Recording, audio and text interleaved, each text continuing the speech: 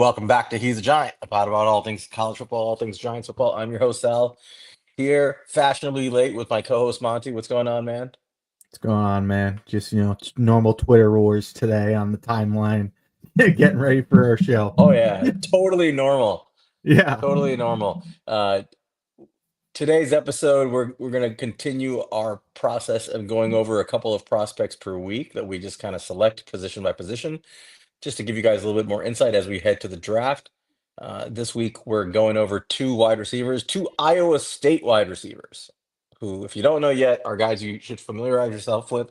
We figured it would make sense to put them both together in this episode and just get a feel for how that Iowa State offense ran and how they contributed to it. So we're going over those two guys. We're also going to follow that up by going through a 7-round mock because we figured, well, PFF loaded that pick 99, and that was hmm helpful. And we're mostly through free agency. The quarterback situation is beginning to shape itself out. Why don't we start there, man? Yeah, man. Um, I mean, we've talked about it ad nauseum at this point, but we're just waiting on a decision. It sounds like Russell Wilson would sign tomorrow if we wanted to start him, and instead we're waiting on Aaron Rodgers. And I'll be honest, man, we've talked about this. At one point in time, I was kind of excited about the idea of Aaron Rodgers, about a humbled Aaron Rodgers who had, a chip on his shoulder, wanted to get back at the Jets, all that type of stuff, and was kind of out of option, which was going with the Giants. But I don't know. I have a bad feeling about this Rodgers thing. It already feels bad. Already tired of Aaron Rodgers, and it hasn't even started yet. I'd rather just sign Russell Wilson and be over with it. Yeah, I wanted Rodgers back when I thought he was destitute, desperate, and humbled from his time with the Jets.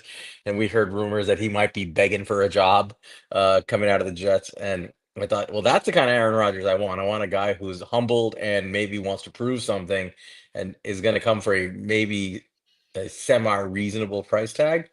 The second this dude generated a market for himself, he went right back to being typical Aaron Rodgers. Mm-hmm. He's basically he's a terrible person. He's kind of an asshole. I mean, I don't blame anybody who's at his point in his career for contemplating retirement, but this whole Minnesota Vikings thing, we got to discuss this. This was fake from the get-go. Mm-hmm. Rodgers and his agent, anybody who believes otherwise was out of their goddamn mind. Rodgers and his agent created this rumor that the Vikings were somehow contemplating bringing him in just to sit JJ McCarthy another year, and he was waiting on them to see if he really wanted to go to the Steelers or the Giants. Ask yourself, just use your brain for a second. Why would the Minnesota Vikings, who won what, 14 games last year, 13 games last year, and Sam Darnold, who's 27 years old, has a ridiculously good year, why would they let him walk out the door for like the Geno Smith contract of a few years ago, essentially? Yeah. It's like a glorified franchise tag. Why would they let him leave the building if they were concerned about starting JJ McCarthy? And then turn around and say, you know what? We don't want the guy who ran our offense perfectly for the vast majority of the season, even though it hit the skids at the very end, who's 27. We want to take that money and give it to this 42-year-old guy who just ran the Jets into the ground, coming off a torn Achilles a year and a half ago. Why would you think that the Minnesota Vikings would ever be in on that? Yeah, Just, dude. just, just It doesn't make any sense. And also, it's like this team that's built this such a good they built such a good culture there. They're doing such a good job. Why would they risk that by bringing in Aaron Rodgers? Partially again, like why I was kind of interested in the Giants is like before, you're bidding up a price on him. My kind of thought process, things go wrong, just get that guy out of there. Like it's probably going to be a 1-year deal. Cut him, get it out there. If you start guaranteeing him multiple years to this guy, you can't do that. So yeah. like, and yeah, I don't know why the Vikings of all teams would want to take that risk. Yeah, it made no sense. And the Vikings basically had to come out and essentially like announce through their sources, yeah, we're not doing this. we've got JJ. He's our quarterback, and they're going to look for a veteran. I mean, I understand like he's coming off his knee injury and surgery, and then he had like a drainage of the knee.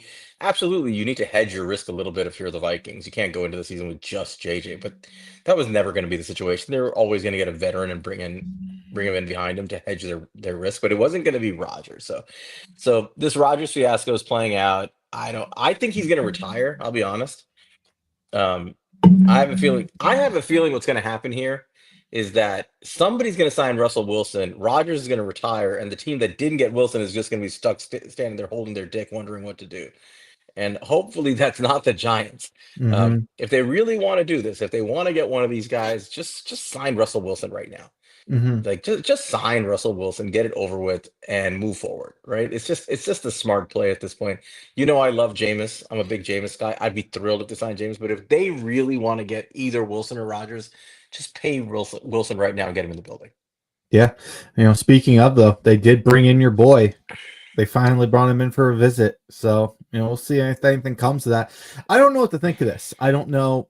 My thought process, just from what we know about these players and just kind of the vibes that came out of that Russ visit, like that was a very, very long visit from what we know, is that it goes Rodgers, Russ, everyone else. But I don't know. Who knows? They're bringing visits for everybody else.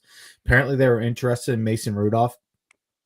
I wonder if this is a situation where, they would sign two quarterbacks and, they don't know what's going to happen in the draft. And if they draft somebody, they would just keep the rookie as a third string until they're ready to start him. They don't have a single quarterback on the roster that couldn't be easily replaced, so they can do whatever they Mm-hmm. want. Yeah. Anyway, just sign somebody, get it over with, and move forward with the draft. We'll get to the draft scenarios in a little bit, and we've all been discussing them ad nauseum. So we'll see what happens. We don't know if one of the top two guys will be available to us at three.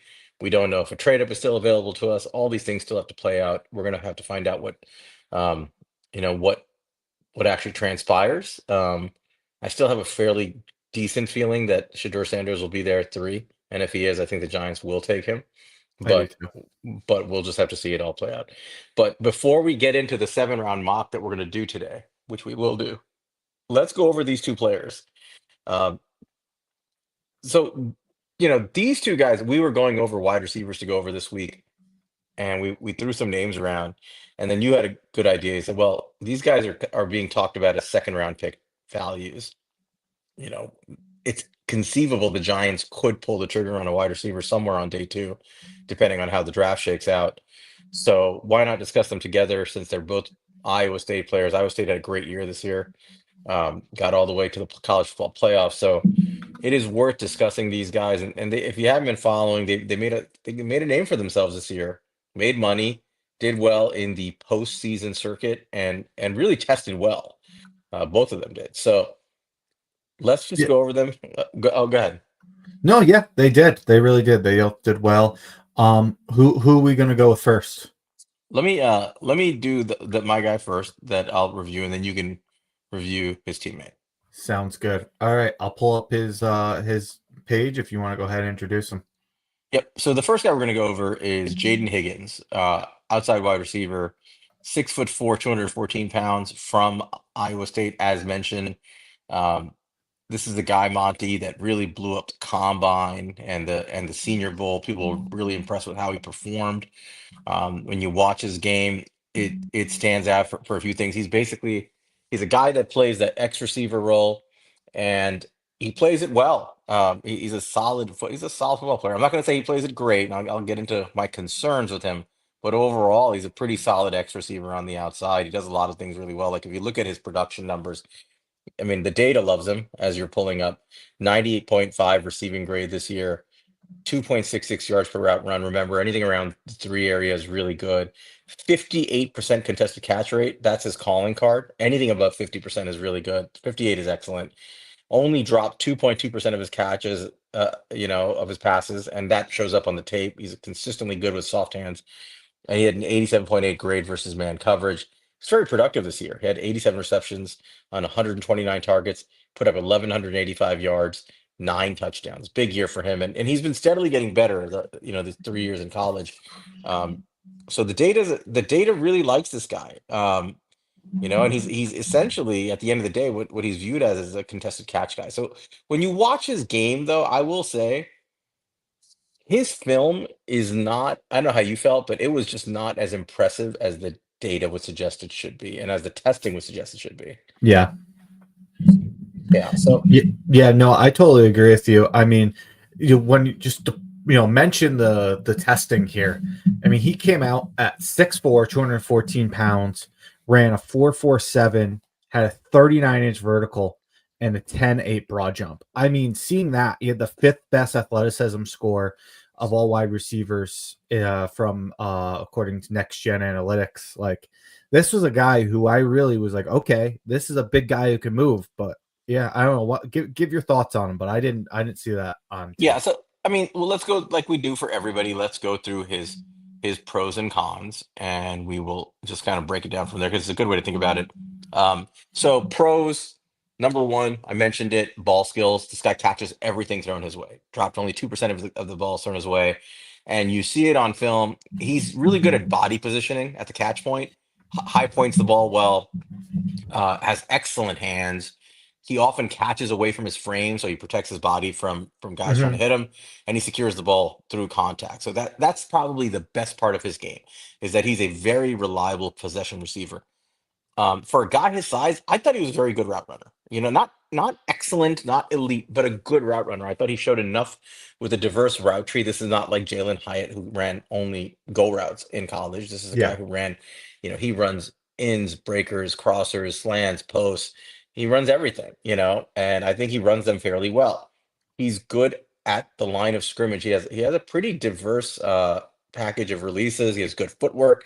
He gets off press pretty nicely. He doesn't stack guys easily, and I think I'll get to that in a second. But what he does with his footwork is when he has some space to work with, he separates very nicely early on in the route. Like he can get separation over the middle of the field. He's a very good horizontal receiver, I think, which sounds strange for an expert. I think that's what he's good at.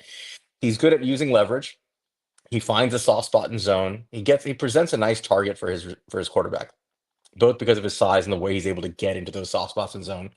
And ultimately, this is a guy who, with his size and his frame, he's just got ideal length to be a big target for your quarterback. I mean, he's a very reliable receiver that way. And that's really his strength, right? He's a big, tall guy, big wingspan with very reliable hands, and he's a good route runner. So he's always going to be on the field somewhere where if your quarterback is looking for a target, he's going to find this guy and he's probably going to catch the ball.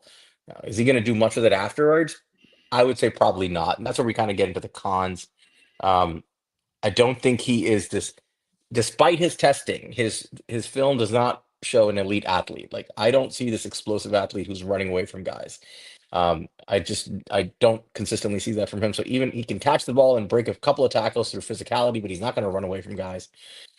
He doesn't get a lot of good separation in the vertical plane. I think he does a good job in the horizontal plane. But Yeah. we're talking about a guy who's an X receiver. And one thing he just couldn't do when you watch him on tape is he couldn't run away from guys. He couldn't stack DBs and get past them. And for a guy his size and his speed, you would think that once he gets leverage and his stride length takes over, he's just gonna gallop away from them. And he just doesn't do that. He got like DB stuck to him like glue all the Mm-hmm. time, and he had to win by competing for every ball. That's a little Exactly. bit of a problem for an X receiver. Um, and ultimately, like as big as he is, I don't think he's like a super physical player. I think he's more of a finesse player at his size. Um, so I mean, all in all, I think he's a very good wide receiver. I think he's sound. He's a good route runner. He has the size. He doesn't drop the football. He separates just enough in the horizontal plane, and he can use his length to win in the vertical plane. And he's athletic, but he doesn't show it down after down. He doesn't show it in the vertical plane. And for an X receiver, I want a guy who's gonna stack DBs and take off, right?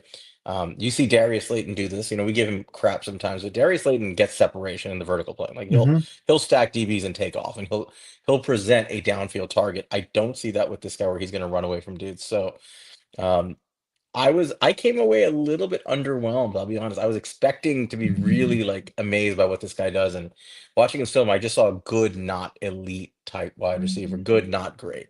And I think there are other X receivers in this class that I was far more impressed by. So, what are your thoughts on him? Yeah, no, I'm with you. I wasn't overly impressed. I thought, like I said, I think he's a good wide receiver. I think you nailed it on everything that you said that he does well. Like he's just a really good, technically sound wide receiver who has really good hands. Like I said, uses leverage well. I do like his route running. Like I said, like he uses his head and his shoulder fakes really well to kind of like sell routes. I definitely noticed that. And you mentioned it, he understands zone coverage. He consistently found good soft spots in zone. We'll get into it. Both of them really did, honestly. Um, I thought for a guy like who doesn't have a ton of like twitchiness, I thought he could flip his hips pretty well in like comebacks routes and stuff like that. But yeah, I agree. I think he won more horizontally, but like it's not like he ever created a ton of separation. He would create enough that he could make a play. And, it's not like every pass going to him was a 50-50 ball or anything like that. It's just it was always close. And he didn't toast anybody. That's just not his game. It like he just doesn't have that athleticism didn't show up on tape to me. Mm. Yeah. He, he's a good player. I think he can find a role in a football team. Me and you were talking earlier today. You were kind of like wondering, it's like, what does this guy do that like Isaiah Hodgins can't do? And Yeah. He that's my comp. He looks like Isaiah Hodgins to me, yeah, you he's know? like he's like Isaiah Hodgins plus. Right. Um, he's Right. got a little bit more I, juice than Hodgins has, but and I don't know how much plus because Hodgins was he was a big slot receiver essentially, right? Like he should have been an X for his size, but he didn't separate a ton in the vertical plane, but he was a good route runner and reliable pass catcher. But when you mhm, don't offer that vertical like long stride speed where you're stacking DBs consistently, you limit your utilization in an offense at that size, right? Then you're just kind of like a big slot receiver. And there are shiftier slot receivers who will beat you out for reps. So yeah, I just felt like I was watching Hodgins, who's a good player, but he's basically like a wide receiver 4 or 5 on most teams, mhm. and I didn't see like wide receiver 1 in this guy. I mean, maybe I'm wrong, but I just didn't see it on tape. Yeah, I would think the way I watched him, and maybe he'll show more athleticism at the NFL level to what he tested to. I don't know, maybe something with the scheme or whatnot. But from what I saw, yeah, I agree. I could see him being like a big slot at the next level, like a Tyler Boyd or something like that. Like I think he's a good player, but I did not see a great player. But finding good big wide receivers is getting harder and harder to find in this league. So there's The going to be somebody who sees, a 6'4", 215-pound wide receiver who tested well and has good tape. Like nothing wrong with his tape. That and is just going to want to add them, build a basketball team. Yep. Let's get to his scores, and then we'll move on to his teammate. So for agility, so the categories just really quickly again going through wide receiver: agility, body control, play strength, focus and ball tracking, long speed, hands, and route running. Those are our 7 gradable, scoreable categories that we incorporate into the total grade. So for agility, we both give him a 3. I think he has NFL level agility, nothing elite, but solid. Body control, we both gave him a 4. In fact, I think we have identical scores here, Yeah, we up and do. down. But body control, he's a 4. I think that shows up when he is adjusting for the football in the air, and when he's breaking off his routes. I think he has very nice body control. Play strength, I wanted more. I gave him a Mhm. 3 here. I feel like he played down his body strength, It's and I don't That's know. the issue. Yeah, When you have a big guy like him, you want a guy who uses his size and his strength. And like Trey Harris, like yeah, Trey Harris hmm is a physical X receiver, and and he just doesn't play to his size. correct. Focus and ball tracking, I thought it was good, average-ish hmm for an NFL level, which is still good. It's a 3. Long speed, we both gave him a 2. hmm And I Despite feel his like testing. this is the problem with him. Yes, he had bad quarterback play. They both suffered from bad quarterback play, and honestly, bad O line play. At the O line was pretty bad that I was watching at Iowa State. They were getting beat consistently, but he never presented himself as a good vertical target down the field. on a consistent basis the way he should have in college. Like he should have been accelerating fast guys, and he just didn't. With his size, speed, and stride length, I don't know why he wasn't able to generate more long speed. Um, Hands, we gave him a 4, very solid. Could have given him a 5. He doesn't drop anything. Route running, we gave him a 3. He's a good route runner, which is actually that's a compliment for a guy who's his size. Mhm. And then Giants and Goongrave, we both gave him a 3. Overall score came out to 3.14, so slightly above average NFL receiver. And I think that's exactly how I look at him. Yeah, no, I agree with you. Big Richie James. Chris, that made me laugh. Yeah. Um, so I want more out of my X receiver. I'll put it that way. Certainly, if I'm taking him on like early day 2, which is where I think he's gonna go, I want a lot more. Where did Hodgins go in like the 5th round or something, or the 6th round? Yeah, Like something like that. I think that's where guys He like this. tested terribly. The testing will help him, even though it didn't necessarily show up on tape. His tape in college looked a lot like this.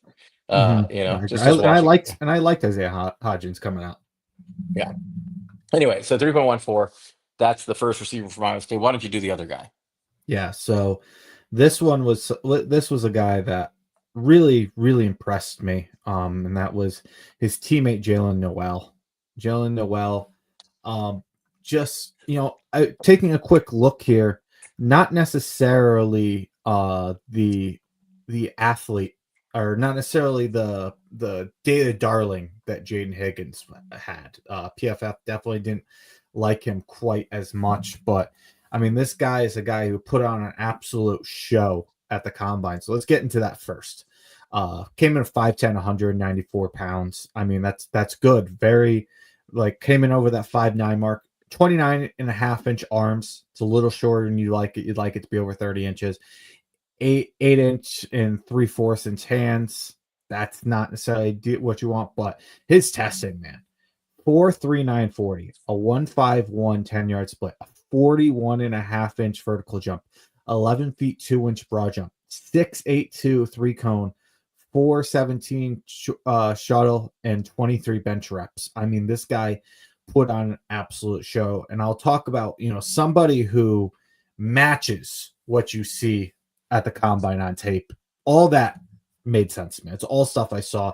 To me, the first thing that stood out is Jaylin Noel is just a explosive player. He's twitchy. He has great bursts, and he just explodes off the line, and he immediately creates separation.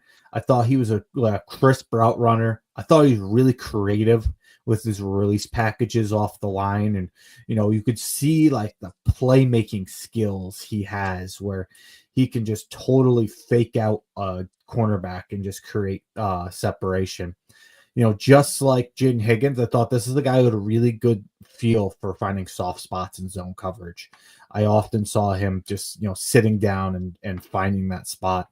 I thought he had really good ball tracking and concentration. I saw him at times, with guys draped all around him, with bigger guys, he's a smaller guy, just track a ball in the air and bring it down and come down with it. I thought that was something he did really well. His footwork, I thought he had really good footwork. He used that well. And like I said, that goes into some of his creativity and agility that he has. As far as some negatives, he did have some drop issues. You look at right here for anybody who's watching, and you'll see a 4.8% drop rate, which is a little bit lower than you want. It's not terrible, but it's a little bit lower than you want. And I believe it was worse in other years. Let's see. I It have improved this year. It was worse in the past. Yeah, he had 10.4 in 2022 and 7 in 2023. So it's getting better. But it's been an issue. Again, nothing crazy. But it's certainly something to keep an eye on. He's obviously a smaller guy.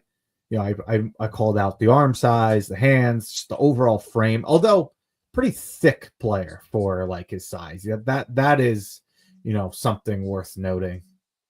At almost 200 pounds at 190, at 5'10", 194. That he is a well-built guy, and I'd say he plays pretty strong to his size, but at the end of the day, he is a smaller player. So you do see him get out muscled at times, as especially at the line if he can't, beat them with agility. I'll say he doesn't have as good of straight line speed as I'd expect for a guy who ran a sub 4.4 and for a guy who shows as much burst as he had. Like now, this is like really being nitpicky. Like he's very, very athletic, but he is a quicker than fast guy. That old saying, is quicker than he is fast. So overall, really, really was impressed by Jaylin Noel. I think he's just a good wide receiver who also is just a total playmaker, which is a nice combination to have. What do you have on him, Sal? I mean, I love this kid, man. Watching him, I really enjoyed his game.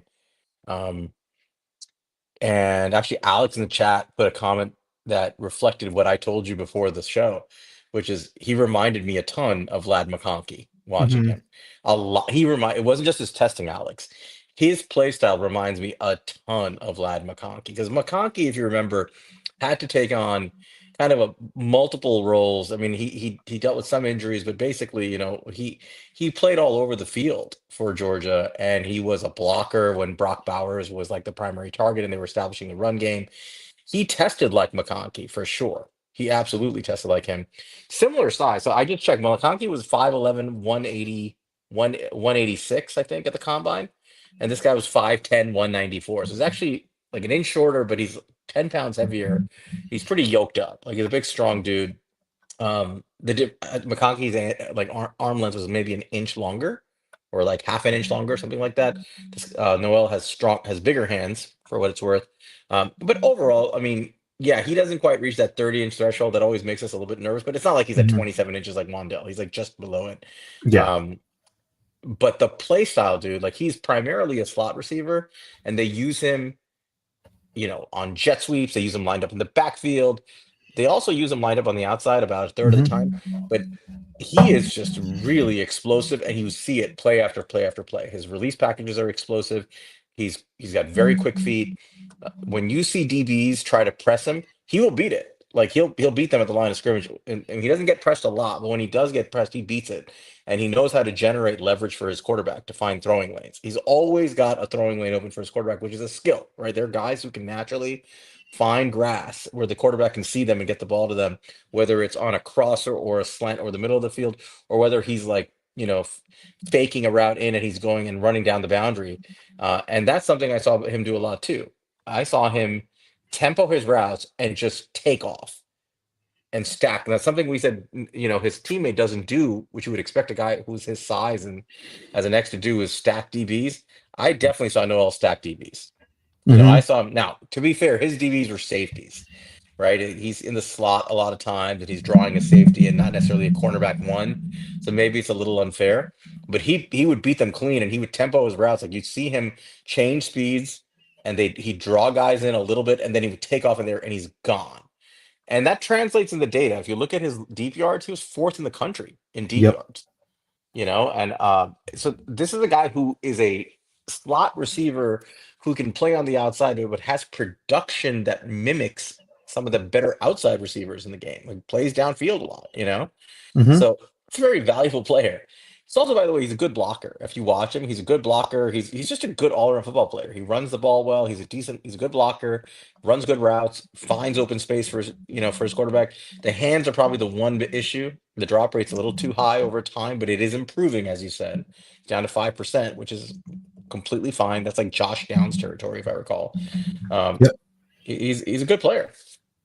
Yeah, and Alex mentioned how he wants like a bigger receiver because we have Wandale already. You and I were talking about this show and I before the show, and I kind of have a different take personally. I don't know exactly how you feel, Sal. Is kind of just giving you my opinion on it. But my thought process is after paying Slayton, and it seems to me that Wandale is going to be an odd man out moving forward. He has what 1 year left on his contract Yeah, it's his now, final year. Yeah. this final year. And to me, he's the guy who's going to be out after this year. And I'm cool with bringing another slot, but this time I want to bring in a slot who has some versatility. That was my biggest issue with Wandale is he brought you no versatility. He was a slot only guy, never could play outside, absolutely cannot put outside. While with Jaylin Noel, who I think is the case with a lot of these slots, there's just a few exceptions to this, Wandale being one of them. He's a guy who, yes, he's probably going to continue to play like 70% of his reps in the slot in the NFL, if not more. But no, he is a guy who you can move around a little bit, and you put a Malik Neighbors in the slot and have him play outside, and that's something I think would be valuable to have. So I am keeping my eye on a slot wide receiver. Am I going to say no to getting a big wide receiver? I definitely see the value there as well, but I do think bringing back Slayton, unless you're really going to play Neighbors almost full time in a slot, I feel like you what we need starts to lean more towards a slot guy. Yep. No, I agree. And I was just looking up the numbers on the drops and comparing him to McConkey. So McConkey's numbers were flipped on the outside. He played about 75% of the time on the outside last year and about a quarter in the slot. Um, some of that was due to injuries, but that's how he was used. This guy is the other way around. Mhm. McConkey did have a little bit more yak, and I think you see that in his game where he would get an extra couple of yards of yak. I don't think Noel's like this amazing yak guy, but I think he's a very good receiver. Um, I kind of fashioned him to be almost like a poor man's Luther Burden in this class. I don't think, I think there's that same kind of prototype. These like thickly built, stocky receivers who are very strong and are really explosive and good route runners. He's not as good as Burden, but like he's a pretty solid player. I'm kind of with you. I do prefer the bigger targets. I do want like more size on the outside, but that's not just for the sake of having size. I want guys who can play well on the outside so that we can use Malik Neighbors more in the slot where he can be devastating. Right. I want to have that but versatility. But listen, if you have a guy like Noel and you feel comfortable moving him inside and outside, you can show so many different looks. That's fine. I just need guys who can do different things. I just can't have like you said, like a slot only guy who occupies space and limits what your other receivers can do. Really hampers your playbook. And I like Wandale, but that's the truth. As long as he's on the field, he's playing in one spot and one Mhm. spot only, unless you line him up in the backfield. Yeah, I'm about to say unless he's playing running back. Right. You want to go over this guy's grades? Yeah, let's jump into it. All right. So he like admittedly graded out better, way better for you than for me. But better than the other guy. So agility, we both gave him a 4. Mm-hmm. But I think his And, body, go ahead. and his agility, I don't think I could get to a 5 with him, but he was certainly in the higher end of the 4 for me. Yeah. Body control, you gave him a 3. I gave him a 4. I mean, I don't think there was much difference in our view of him there. Just Mhm. I graded him a little bit higher. Play strength, we both gave him a 3. He's not the most powerful runner.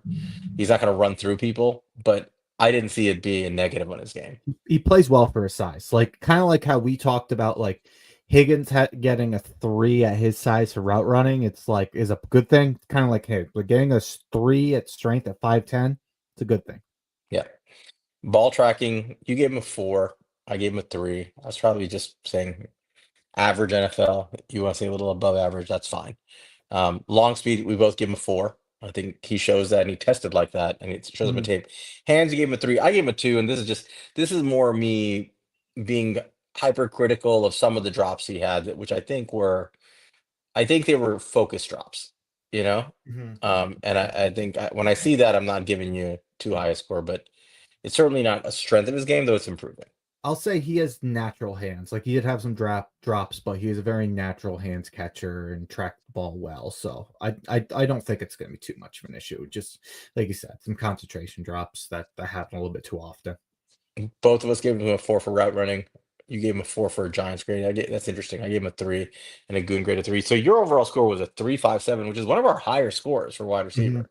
I'd have to go back and check exactly where that stacks, but it was higher than a lot of other guys. I gave him a 3.43. But I think the bottom line is that we both think Jalen Noel is a really good wide receiver who, he's going to be one of the better day 2 picks out there. When you look at the film and you look at his production, you look at his tape, and you look at his testing, it all matches. It tells a very clean story of who he is, and that's probably going to be a high volume, productive NFL player out of the slot with some versatility to go on the outside. Oh, I didn't even mention, and you might have said it, I might have missed it, but he's a good returner. He is a They good use, returner. We didn't mention him. they use him in special teams, and he has good vision as a returner. So he's just a really useful football player. Yeah, yeah. No, I agree with you. He's a guy I want to continue to watch some more tape on and make sure I am as high as I am on him. But from what I saw so far, I saw a really good football player, and I think a good value here for at the Yep. wide receiver position. All right, so that's our two for this week. We're gonna find two more players in a different position for next week. We'll think about it. If you guys have any ideas, make sure to share it. But we want to get to this mock draft now for those who've been patiently waiting. So with free agency just about done, I think going into this exercise, we have to assume a couple of things. We're gonna do a 7 round mock. I think trades will be allowed, is what we talked about, but we're not gonna overdo it. Mm-hmm. And we're gonna assume that Russell Wilson has signed to be the Giants quarterback. Is that a fair way to approach this? Yeah, I think that's fair. You could call it Rogers, whatever, but we got a veteran, a true veteran on this roster. Let me reload my screen, by the way. Give me a second here. You're fine. Um, Sometimes the browsers open up too much and it all freezes out. Um, yeah, so let's do this. I'm gonna load up my mock. Are you gonna share yours? Yeah, I'll share my screen and we'll do it all together. So we want to hear all you guys' opinions, but Sal and I were talking a little bit before this show about how we're going to do this one. Well, we did it last time where Shador fell to 3 and we took Shador Sanders. And with all likelihood, when we run this mock, just from doing as many mock drafts as I have done, Shador Sanders will probably be there at 3. But there is a realistic possibility that Cam Ward goes 1 and Shador Sanders goes 2. That's definitely very much in the realm of possibilities right now. So Sal and I wanted to do something different here. And what would we do if those two are off the board at 3? And maybe at some point we will run a stick and pick, but we wanted to explore a trade down and get another pick or so, maybe get another pick next year so we can have that in the back of our mind when we're drafting and go through this. So that's our plan is we are going to trade. Sal and I have kind of already got an idea where we want to trade and what it might be. So do you want me to start talking them through what we were thinking, Sal? Yeah, I mean, I think you laid it out nicely. We're gonna assume the quarterbacks are gone 1 and 2, which is it's very much a rising possibility, right? Like I didn't think it would happen, but it's very much a rising possibility that both the teams at the top say, you know what, who knows when we're here again? These quarterbacks are what we said, right? They're worthy of a swing. Mm-hmm. Let's take that swing. We don't have to do anything. We don't want to find ourselves here again. Cam Ward goes 1 to Tennessee. Shador Sanders goes 2 to Cleveland. Dion doesn't force his way out of there. Let's just assume that for a second, just for this scenario. Not what we want, but let's just assume it.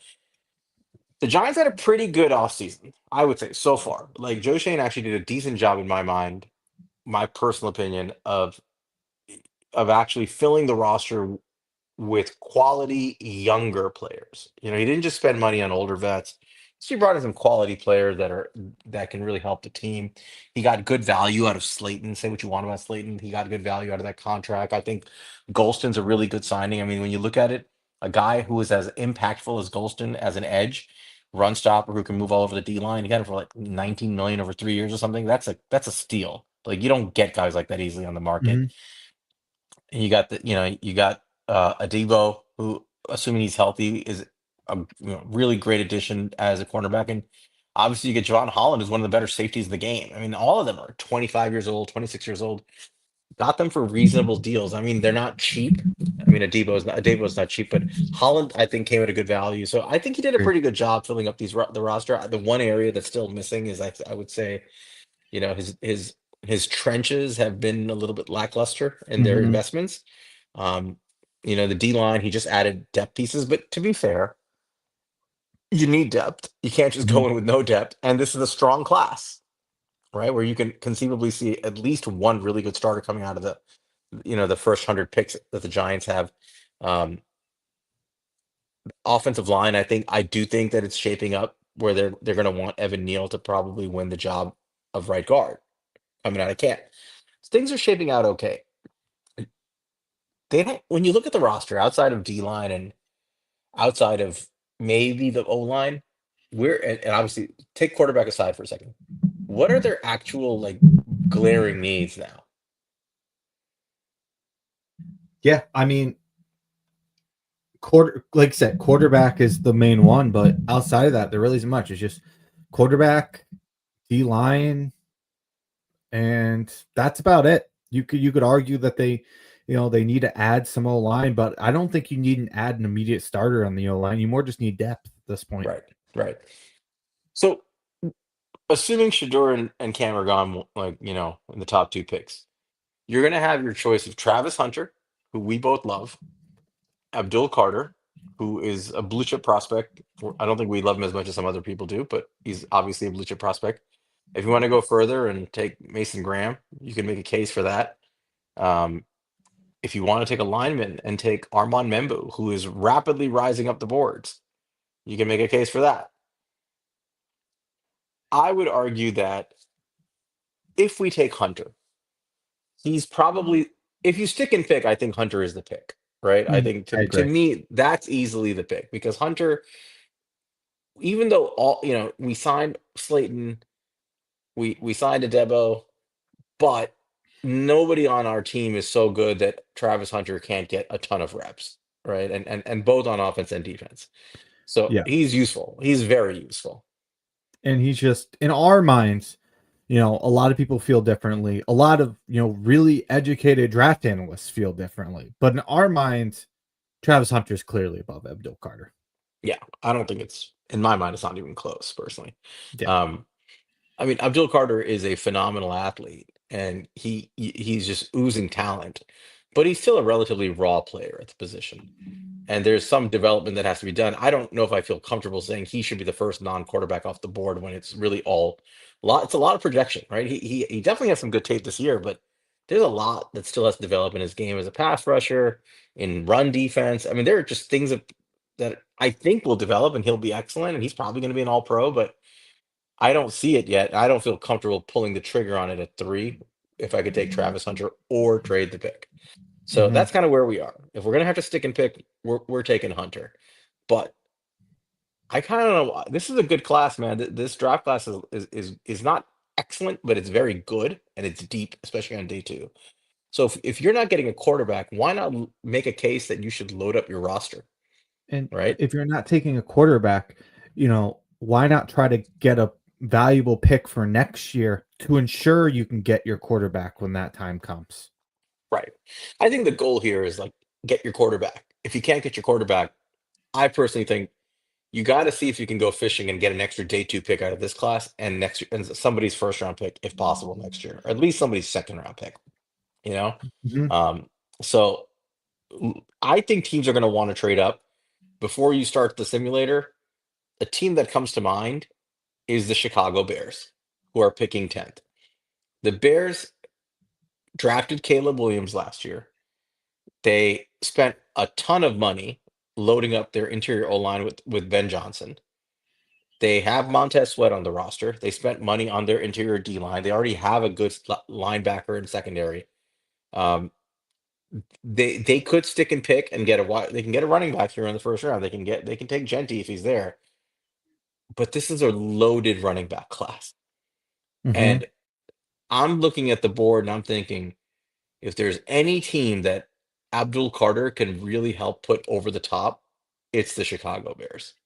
And a team who, granted, would Shane make a move like this with him on a hot seat and maybe not be able to make these picks next year? I'm not sure, but I know from Pohl's standpoint, he wants to make a splash. He wants to do everything he can to make sure that they can get it. And I put a proposal on Twitter the other day, and basically the thought process was, would you redo the Will Anderson trade? And the Will Anderson trade was for pick 3. You got pick 12, you got pick 33, and you got a third round pick the next year. Because I couldn't do 33, I just did 2 seconds. I went ahead and I kind of reverse engineered that trade offer point wise to see what it would do from 10. Obviously, they don't have the they don't have pick 33, and 10 is also higher than 12 points wise. So almost the exact points.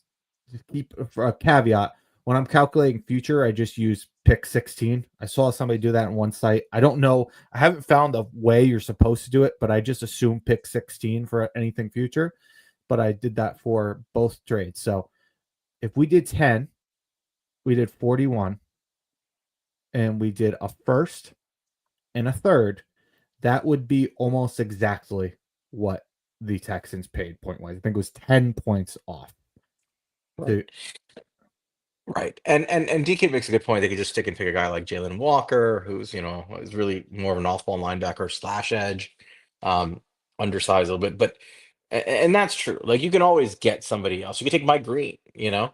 But the Texans didn't do that, right? The Texans said we want our quarterback and we want our edge one in the same class. Like we have a shot to get him. We've got our quarterback now. We got CJ Stroud. We're gonna trade some assets. And mind you, this was in D'Amico Ryan's first year.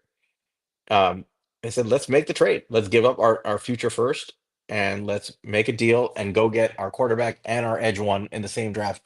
You think they regret it? You Mhm. know? I Yeah. don't think so. And, and I'll also say, like, I know DKit's not super high on Abdul Carter. We're not super high on Abdul Carter. He might be a little bit lower, But the league is but the league apparent. is exactly. Yeah. The league is very high on him. And I think a lot of people around the league can view him as edge as the top prospect in the class, period. I don't agree with that. I think he's excellent, but if the league views him that way, I do see a world where somebody, and I'm just using the Bears as an example because it makes sense, but I can see somebody saying, you know what, I want Abdul Carter. What's it going to cost? And this is where you get into this world. And edge rushers can get you next year's first. And we saw that with Will Anderson. And it certainly helps the Bears here that they have two second round picks. So that helps take a little bit of, the pain away of making a big move like this. Yeah. So why don't you get the draft started and we'll just Yep. ignore whoever goes second, as Yep. long as it's not I'm Carter. just gonna go ahead and force this trade right now. Okay. And because we already kind of went through the points. So we're gonna start draft, we're gonna ignore. So um whatever, it went that way. We are now sitting here at 10. And this is interesting. This is a scenario we went through earlier. Will Campbell fell, which, I at times I'd like to ignore situations where somebody would fall that doesn't feel reasonable. But to me, Will Campbell does feel reasonable. Will Campbell makes me nervous here, but it's you have to pay attention. Is Will Campbell had came in with historically short for tackle 32-inch arms. And but he has phenomenal tape. He's a guy that's being talked about as going as early as pick 4. And I think that's certainly on the table. So, Will Campbell's an interesting guy here. Detorio McMillan, JD Barron, another guy who had kind of shorter arms. Malachi Starks, Jihad Campbell, James Pierce, Mike Green, Will Johnson, Luther Burden, and I want to scroll down a little bit, and a guy that you and I are both very high on in Walter Nolan. Yeah. And Let's talk I about don't, that for a second. yeah, Yeah. I don't know what's going on with Walter Nolan. I haven't really gotten a clear answer of what the red flags are, but there's something going on because he just didn't go in the first round of Daniel Jeremiah's latest mock draft. So that's worth monitoring. But Right. Yeah. So we passed up on basically all the blue chips for the most part when we went down from 3 to 10. And you do that knowingly, right? Um, we haven't come out with our big board yet, working on it. But, sneak preview, Walter Nolan is going to be a top 10 pick on that. He's going to be one of our top 10 players. Like yes. we have a hard time with all the players we reviewed going through the list and finding more than 9 guys better than Walter Nolan. Um, that just pure player.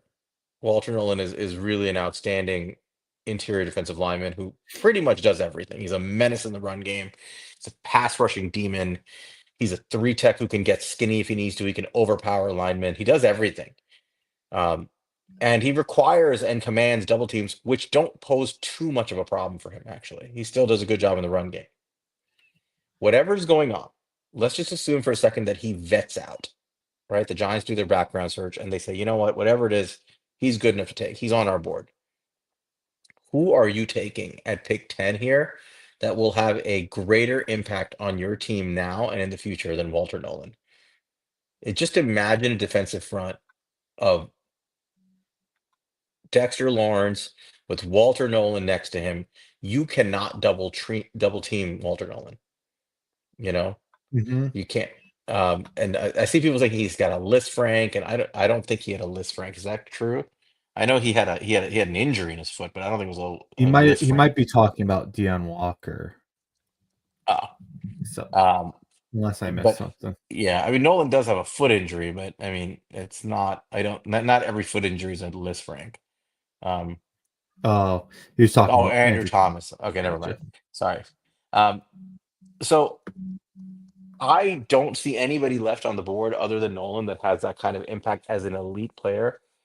I can see Walter Nolan becoming a Pro Bowler slash All Pro on the Giants next to Dexter Lawrence, and I'm not sure I Hmm. can make that case for anybody else left on that list. Yeah, and as far as my board, I right now I'd say Walter Nolan's the best guy on it. No, the questions are: is there a reality that he's going to fall to the second round? And it's a reality that he might be there 34 because other teams around the league are red flagging him. And is there somebody close enough right here where you might be willing to take the chance because they're not going to be there, but Nolan might. So that's a conversation worth having. And I'm curious what people in the chat would say. Like I said, Will Campbell catches my eye here. Tatori McMillan catches my eye here. Jahad Campbell. Will Johnson is a guy who's a borderline blue chipper for me. He He's a has a guy. hurt his ham, and he has another hamstring injury. Mhm. You know, and And and then we and you're taking. He's not a need. I don't want to draft for need, but at the same time, he's injured. So as much as I mhm. like him, are you taking him here? And then Alex brought up this one we talked about earlier when we were discussing this is Yeah, Calvin Banks. he's Calvin he's the he's the most logical other player to take here in my mind. and it's he has the arm length to play tackle. He had the production this year. He was tested well and all that. Um, and then my worry with Will Campbell's the guy that everybody's keeping an eye on. That's the guy that's supposed to go super high. And I like Will Campbell. I really do. I liked his tape. My comp for him was Jake Matthews. I think he is going to be a. I think his tape tells me he's going to be a good tackle in this league. His arm length worries the hell out of me because I just don't like betting on outliers. And he plays too high for me to project him at guard. So I worry about Will Campbell, but he does feel like good value here. I'm still taking care. Like again, I have to assume that our scouts and our background search people have said Nolan is fine to take. Yeah. All right. So Um. I'm taking him. Yeah, I'm with you. Let's take Walter Nolan. All right, got your starting three tech. Let's DK is see. happy. We made a trade down. We picked up a day two pick, picked up a couple of day two picks and a first round pick, and we got Walter Nolan to pair next to Dexter Lawrence. And this is the one downside of making a move like this defensive line class is so deep that could have easily weighed in things like Harmon fall. Nick Scourton plays in the edge position. He's interesting. Gray Zabel, you could play him all over the line. He's probably more of a guard or center than he is a tackle. Um, Josh Connerly Jr. You got Elk Amore, or however you say his name. More defensive linemen. Jack Beck, Xavier Watts, Trey Amos, Landon Jackson, Javon Ravel. There's names here, but the screaming values to me are defensive line. But I do think there's a couple offensive linemen who catch my eye as well. I don't know who's catching your eye here, Sal. I'm gonna mimic this mock draft I did with DK about a week ago on a space. The theory of the case here is that your quarterback for the season is Russell Wilson. You missed out on the top two guys. You probably missed out on Jackson Dart. Um, to me, personally, I think a lot of the guys in this class are going to be lumped together in terms of value. Some will go, a couple will go early. A lot of them will be there later in terms of quarterbacks, right? They'll be Hmm. there either the third round or later. I'm willing to wait. I'm willing to wait on this. So that's my first thing. So how do I help Russell Wilson? All right, he's my quarterback. How do I help? How do I win football games? Um, with Russell Wilson, you need play action. You need a run game and you need play action, which means you got to beef up your trenches and you got to get a dynamic running back in there because Russell Wilson was at his best when you have a running back who can be a bit of a bell cow and make big plays. All right, so to me, you're either taking the running back here, which I don't want to do I because don't we want have to another pick coming up, or you're taking the lineman. So I want to build up the trenches here. My two choices, personally, are either Gray Zabel or the guy that DK and I really love, Donovan Jackson from Ohio State. And I don't care where they list him on PFF. Donovan Jackson, we reviewed him before. He was a guard who was an ascending guard this year, playing well. And then Joshua Simmons, who was playing arguably as the best tackle in the country for Ohio State, gets injured. Jackson has to move to left tackle, a position he has never played, has a couple of rough starts because he doesn't know how to play it really. And then he gets better and better and better every single week to the point where he was downright dominant at left tackle by the end of the championship run by Ohio State. Donovan Jackson is, in my opinion, the best offensive lineman left on the board. I love Gray Zabel, but Gray Zabel is going to be the center or guard in the NFL. I want a guy who can play personally. I want a guy who can play guard and tackle. What about you? Yeah, I mean, as far as the linemen go, I am a Gray Zabel fan, but I am a very big Donovan Jackson fan, and he played phenomenal down the stretch last year. You know, he had some struggles here in the middle after he got switched from guard to tackle, and it didn't look like it was going to work. But all of a sudden, he started playing phenomenal football down the stretch at that left tackle position. It started to make me question if if uh if he is would be a better tackle in the NFL than he is a guard. He really played that well this year. Um, Donovan Jackson is certainly somebody who catches my eye here and somebody who I do think will go in this range in real life. I think both him and Gray Zabel interesting picks here. And I think you mentioned the other one I think is interesting to bring up is, Jackson Simmons? Dart Oh, is Jackson Dart. Yeah, Jackson Dart is a really good, I do think there's a realistic chance he's going to be here in the yeah. second round. And I do think that to me, Jackson Dart is the clear QB3. I think, and I think it gets messy after that. I don't think the drop off is humongous or anything like that, but I think he's clearly above the pack, and I think that he has the traits and readiness that you could potentially play him this year, and he has the traits to become an NFL starter, and I think that's a good combination. So I definitely think that is something I'd entertain here. I and it's worth keeping in mind that we picked up this 41 here.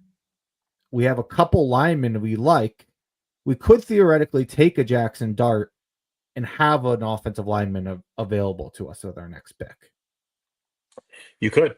Um, And and getting that second here, round pick kind of gave you flexibility to do and something like I that. think in reality they would strongly consider Dart here if he's on the board. In fact, they might consider moving up to get him. That's the reality. If they're in this, I don't know what they would do, but I will make an argument against it. And this is not me not liking Dart. I think Dart's good. We reviewed him. We like Dart. My argument here is that they've got to win football games, Mm-hmm. and and anybody they take outside of the first round is largely going to be viewed as a developmental player who probably will not see the field outside of an injury this year, and they need to establish an identity of this team. Um, and there, if you miss on Dart, it doesn't help you. Like if you like the only way Dart helps you this year is if Russell Wilson is awful and or gets hurt, and he comes in and saves your season. Well, what are the odds that's going to happen, right? Like really, like what are the odds of rookies going to come in and bail out a veteran? That like to the degree where people's jobs are saved. In this scenario, I think the Giants would choose to bolster up their line and their run game. and live to take a developmental quarterback later to prove that they can win. So I still think you take the lineman here. I will say, I think your emergency parachute is having a quarterback come in and play well. And, a dart like that might give you your best chance of that emergency parachute. So I do think I will say the other argument against it, and maybe they won't be here to see this day, so it's tough, is you got 2 first-round picks. Next year is a very good chance that you go after quarterback. Granted, the quarterback class doesn't look great, but you set yourself up to be able to do that. So, I mean, we have to take a quarterback at some point here. We will. But I'm just is it arguing that taking is Dart here here or or, wait? or somebody else later who may not be as good as Dart, but maybe the way you look at overall valuation of the draft class, you're better off waiting. I'm going to argue for waiting. I think I lean Dart. But when we're split, why don't we ask the people? So who do you want to put up against Dart here? All right, so let's just pick a lineman. Are we going Donovan Jackson as our lineman option? That's who I would go out of the 2. All right, everybody, vote. Are we taking Jackson Dart or Donovan Jackson here? Those are your choices. So vote quickly.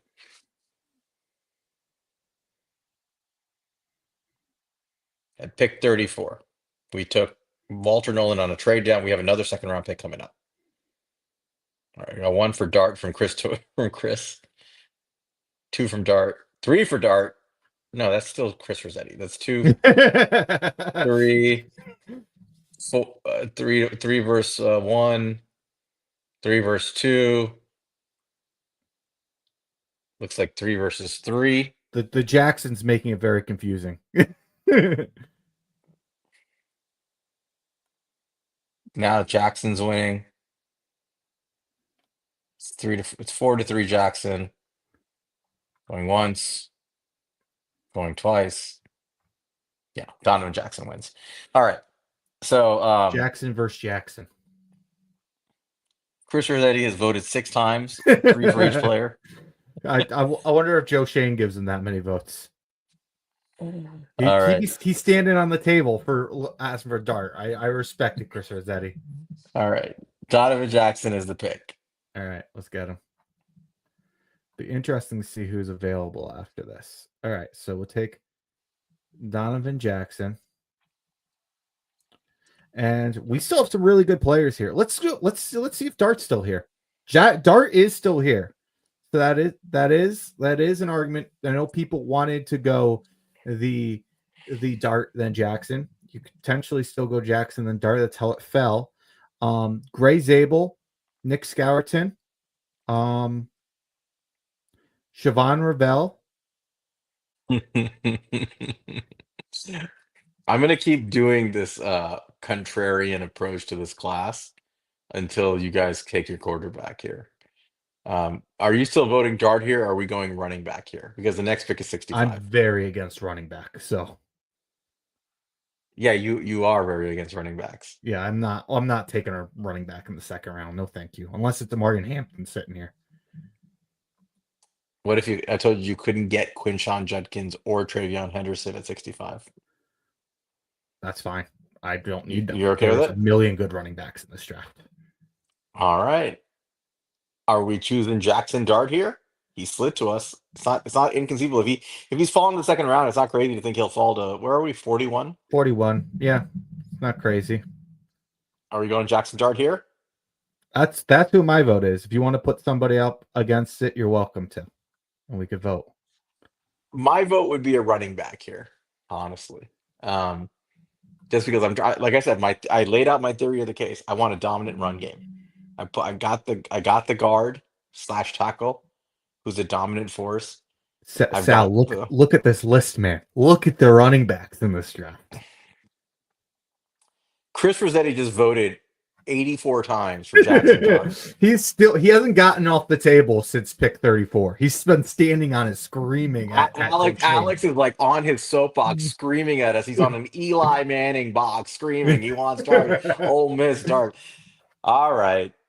He does spell his name with an X, which I do think is kind of cool. And he has a brother named Diesel, which only if Diesel comes later. Which for a Mormon is pretty badass. Jackson Dart is the pick at 41. I'm down. All That's right, Giants good value. fans. You got your quarterback, and hey, you got it with the second round pick. You got it with the one you added. Which is not crazy, right? If Dart falls out of the first, guys No. slide. Mm-hmm. You can get him wherever. And maybe it's a situation where you get Landon Jackson. It's reverse. Doesn't matter. I think both those things are very possible. Alex, for that, I need you to commit yourself to one full week without Shador Sanders hate on the timeline. If you could, that was for you. So I just need you to take a break from it, okay? Just take a break. All right. Um, so Jackson Dart is the Giants quarterback with Walter Nolan and Donovan Jackson in the mix. Yes, sir. All right. Thank you, Alex. All right. Let's go on. Pick 65. All right. So we got our quarterback, we got our three tech, we got our offensive lineman. That's a pretty good start, man. That's a pretty like we literally hit everything right there. We hit the trenches on both sides and the quarterback. And you got teammates. Didn't even mention that. Walter Nolan, Jackson Dart. Two Ole Miss players. Yep. Mm-hmm. Yep. We can get Jared Ivey and just keep it rolling. Oh Mm. no, he's a good And player, get but DJ Pegwis and turn him into yeah. our fullback. All right. There's some good options here, though. I mean, let's look a little bit at your running back thing. So, Hey, is Jackson Dart's wide receiver here? I want to look at that too. Let's see. But first, let's say Cam Scatabo. As you say, Hmm. scam Catabo. Hmm. Dylan Sampson, RG Harvey, JJ Giddens. There's some good guys, but there's a lot of good guys. I'm a big Cam fan. I would certainly be open to that here. The guy we just reviewed, Jaylin Noel, Jalen Royals. Let's see if he's here. Nope. We do not have Trey Harris. All right, so we're like we filled our roster basically. We have our starting quarterback, we have our developmental young quarterback, we have our line on both sides. I still think we need another D lineman somewhere in the draft, but I'm willing to wait on that now because of how deep this class is. I think we need a running back. We could use a wide receiver. But honestly, dude, I'm in BPA mode here. It's a question you ask. Once you do stuff like this, can you just go BPA at this point? Is it okay to take players you already have redundancy in? The answer is yes. The best teams do that. They Mm-hmm. have good players waiting to play, and that's a good thing. Um, so who's the best player on the board? Is it Cam Scatabo? You could certainly argue that. If you look past Benjamin Morrison's injury, he certainly has an argument here. Josiah Stewart is a guy that we both really like.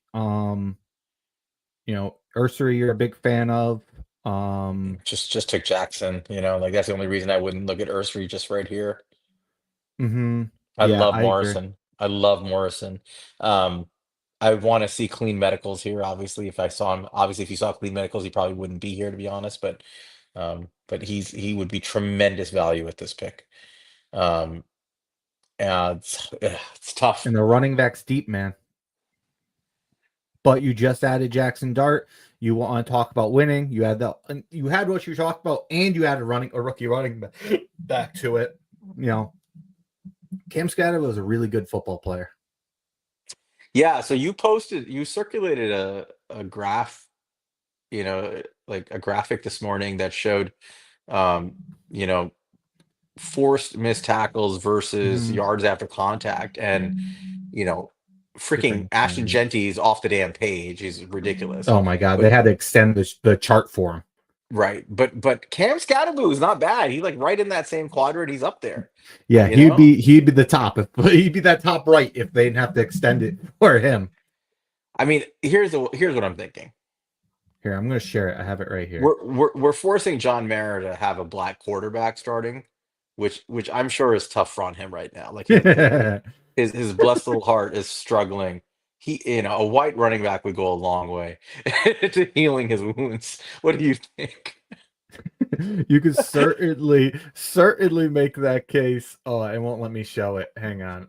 Regardless, I can be open to it. Looking at it, yeah. I mean, you have. You destroyed the screen. Everybody's mad at you. I know I did. I'll bring it back. Sorry, I tried. I tried to get the graph up, but regardless, I would be here. I mean, you look at Cam's numbers. I mean, he was 1,202 yards after contact, 103 forced missed tackles. These are like all-time numbers. This is a guy who is a good pass catcher as well. Yeah, he was. I mean, I mean, And I think 103 he missed tackles, complement, second best in the country. 1.95 yards per route run, which is just elite for running back. Seventh best of all running backs. 1,202 yards after contact. We mentioned third best in the class. Fourth in gap attempts. 40th in zone attempts. That's not his strength. He's more of a gap runner. He runs behind which is power what a we lot. mostly do right now anyway. Right. Doesn't drop the ball. He's elusive. He gets a ton of yards after contact. How old is Scatabo? Let me see. He's 23, so he's a little Mhm. older. I'm counting up his attempts here. He doesn't have a ton of mileage on him. You know, he had 294 attempts this year, which is nuts. But before that, 164, then 196. I mean, I'm not opposed to Scatabo here. What are the defensive players? Let's see. And BMO was the big one. Jared Ivey, Norman Lott, Kyle Kennard, Josiah Stewart, Jordan Birch. There's good players, certainly. Yeah, to me, this comes down to, are you going true BPA, which would be BMO, honestly, at this Hmm. pick, versus do you want the running back? What there are other running backs in this class. You made that point, right? But I'll let you pick it, man. You make the call here. Let's see. There is no Caleb Johnson left. For Alex who was asking. Let's You see. you can still go running back by committee. We have a good running back in our team already. Hmm. You can get a good power back. Is Damian Damian Martinez What there? what do people want? Is I know what Chris Rossetti wants, and it makes me think the whole chat wants it. But The white Brandon Jacobs is an incredible comp. what do people actually want? Yeah, Damian Martinez should be here next round, and I like Damian Martinez a lot. Certainly will be there at 99. I think we I think we take BMO. Make the poor Chris. His kids are waking up for no reason. Um, We just got Chris Jackson Dart. I see more people saying wait on the running back, take someone else. So I think we can uh, get a good running back with the next pick. you do it. Go BMO. All right, we're going BMO. Oh, but Tate Rutledge. We already went a line, but I mean, Uh, Makuba. Oh boy, there's some good guys here. mm, And Damian Martinez. I poor think. Rose. Poor I mean, we Chris. have a pick coming up, so I feel good about getting. So we're at 99 with 105 coming up, right? Mm-hmm. So we've gone Devin Nielsen. D line, O line, quarterback, cornerback. I think we could still use an edge rusher, personally. I think we can use a running back. We can use a wide receiver. But I mean, hell, I'll take a tight end if you get the right one there. So so let's go through the top of the class here. What do we got? Tate Rutledge, who had a phenomenal combine. Andrew Makuba, cracking up at the chat right now. Andrew Makuba, who this is a conversation you and I had before today, Sal. I asked you about this. I was like, if Makuba's available at that 99 105 area, would you take him? I would Because have I would have taken him if we didn't just take BMO. yeah, I'm not necessarily making the argument to take Makuba right now because, like I said, we just took BMO. But I just do want to lay this out because we had this discussion a little earlier today. Makuba could first of all, we're sitting here on that fourth round turn. Realistically, you're just looking for good players here. The chances you're going to find starters here is not incredibly high. So you just take the best player available. And I do envision a role for Makuba. You could certainly add Makuba as like a slot guy. He's done some of that. And he could kind of be the complement to Andrew Phillips, who's more of an early down run stopper guy. Makuba could be more of your coverage. He can add a third safety. You can put him up high, and you could move a guy like Javon Holland down low. You can, like I said, you could put and then put Newman in the box. It gives you so much flexibility. You could run 3 safeties. There's a lot you could do there. And again, I'm not necessarily making the argument right now, especially because I think I see some really interesting guys here. Well, But yeah, let's separate. We just took BMO. We just went mhm. secondary after we invested heavily in secondary in free agency, which I think is the right way to approach a draft, or you just take BPA when a quality player presents himself to you on the board, you want to take him. But I don't think you can double up in the secondary here after the investments we just made in free agency. So had we not taken BMO with the last pick, I think Andrew Makuba would be a slam dunk here. For the reason you're saying, I think Andrew Makuba is a guy who thrives in playing center field and nickel, converted cornerback with tremendous ball skills, allows you to make so many different looks on defense with guys who can just take the football away. These are impact players who will turn the ball over, flip the field for you, and get your offense a chance to score more points. Um, but I can't bring myself to make the pick now after BMO was just taken. and That's just where I am. and I'll say the one guy who would make this not a slam dunk for me is Tate Ratledge being here. And I know Okay. we went O line earlier, but we got a guy who has tackle versatility, a guy we think might be better at tackle long term. How long has it been since we felt like we had more offensive linemen that we know what to do with? It's been a Yeah, little bit now. I'm going to argue against this one too. Okay. We still have Evan Neal on this roster. Mm-hmm. I'm a big believer that Evan Neal at right guard has a good chance of working out as like a run blocking monster, and I want to see it through. That doesn't mean I wouldn't take anybody, but we did take Donovan Jackson, right? Donovan Jackson is our hedge against a guard going down. He's our future guard and or tackle. He can play left tackle. I'm not thrilled about putting another pick into a pure guard after that when I have a chance now. I'm looking at my roster and thinking this team is coming together. We can win some football games, right? We got a quarterback of the future theoretically in Dart to put behind Russell Wilson. He's not going to play this year most likely, but you still got those extra picks and you turn it into linemen and you turn it into BMO and you got to start having impact, like immediate impact at this point in my mind, right? You Mm-hmm. got to have some guys that impact you because they got to win games, right? Again, the guys making the picks need to win football games. Yeah, but I'll say, the number one way to derail a season is these offensive line injuries, and it's been doing it to us constantly. And I'll say you could take a Tate Rutledge and basically almost redshirt him for a year, which is how long have we been able to like do something like that? We never are able to do something like that. And then you could see if a guy like Evan Neal hits. If Evan Neal does hit, can you re-sign him? If you can re-sign him, maybe you look to move on from a guy like why am I blanking? What's our guard's name? Runyon. We can Running, move yeah. we can move on from Runyon starting Yeah, next year. let me make it very blunt. We have two picks coming up. The two players I'm targeting here, Ratledge is one of them. Mm-hmm.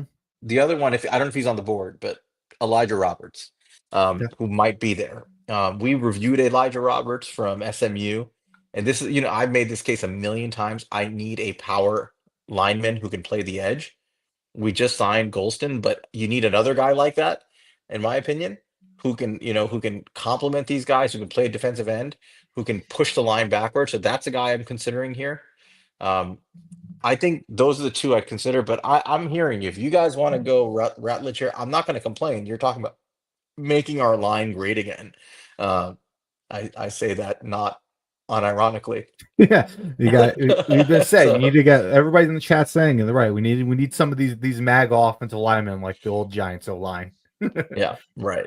So if you guys want Rutledge, it seems like a lot of you guys want Rutledge. I'm cool with it. Rutledge is a monster. And it looks like Um, Roberts is not available. okay, he's off the board. Mm-hmm. Easy enough.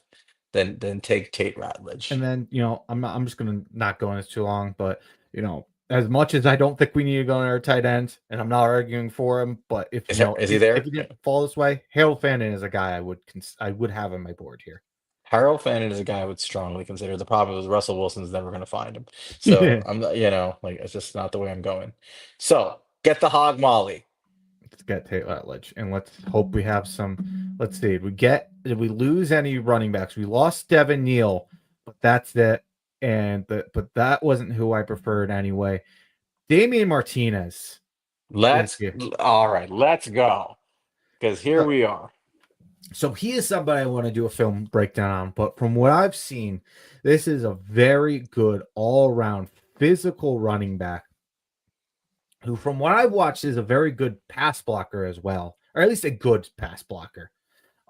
He had a fantastic year this year, and he could add that power aspect to our offense, to our running game that we don't really have. Like you uh with Tracy, we certainly is a powerful enough runner, but we don't have a true bruiser. And Yep. that's what Damon Martinez could bring to you. He's also, as you see right here, I love all the information they're adding on PFF near.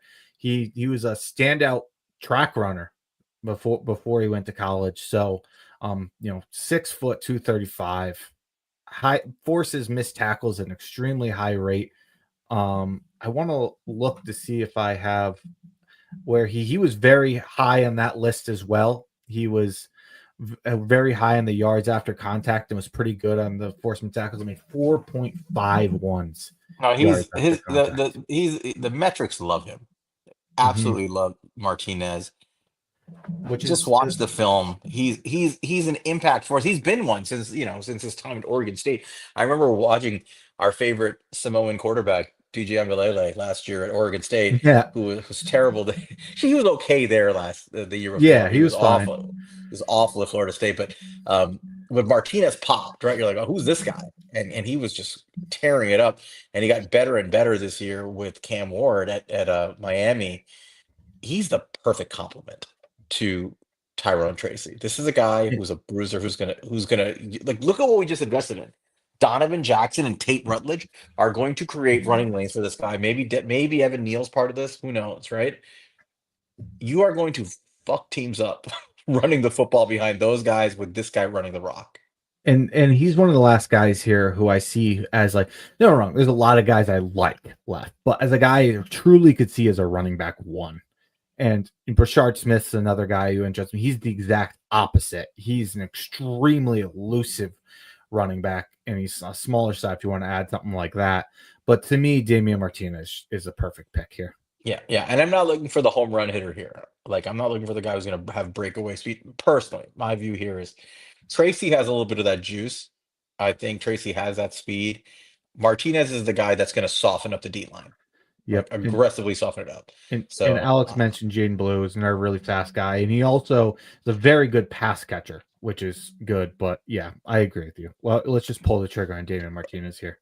we're making a very concerted case of what we want this roster's identity to be with these picks, Mhm. by the way, and we'll get to it. All right. Man, I feel really good about how this thing has gone so far. We've got the interior defensive line, which we thought was the biggest need. We got a developmental quarterback, but we didn't overinvest in it. We got a guy who we felt was our clear QB3, but still open ourselves up to if we fall in love with the quarterback in next year's draft and we don't You see can enough out of Dart, you can you can make check. that move. Yeah, you can check them, and you already got some draft capital for next year from this trade. We got So two great offensive linemen to add, both with tackle and guard.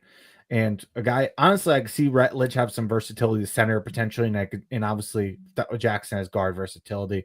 Benjamin Morrison, you're taking a swing there, but that's a first round talent. And then, Damian Martinez to me is after the elite running backs in this class, he's as good as anybody else.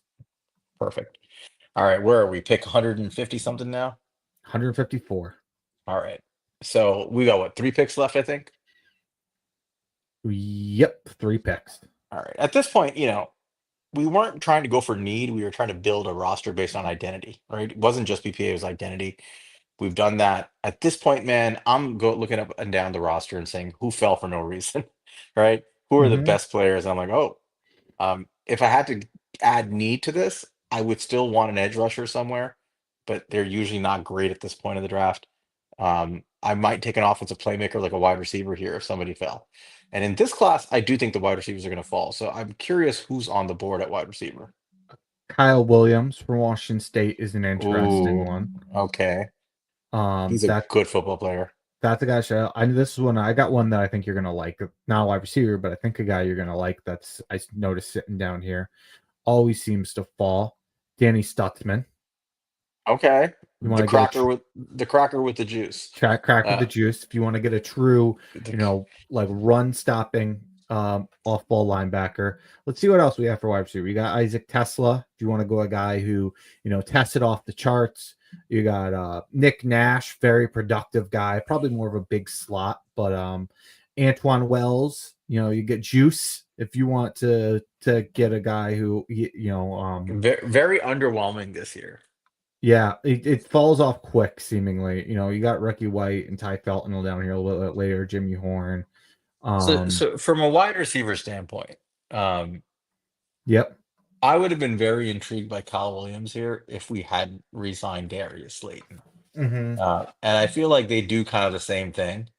I think he's an underrated wide receiver in this class. Personally, I think he's a very good receiver, but I can kind of do without that right here, and I can wait on a guy like Felton, even though we may lose him if we don't take him here.